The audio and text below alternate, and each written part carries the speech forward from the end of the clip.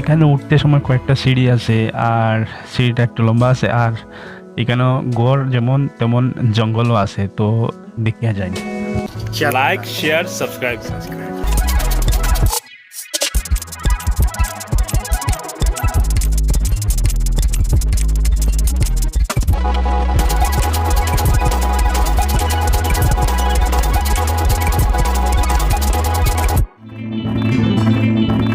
তো এটা হইলো আমরা লাগি লোকাল হিল স্টেশন, আমরা লাগি যে কত সুন্দর জায়গা দেখুন, এখান থেকে দেখতে কত সুন্দর লাগে, পুরা দৃশ্যটা দেখার মতো।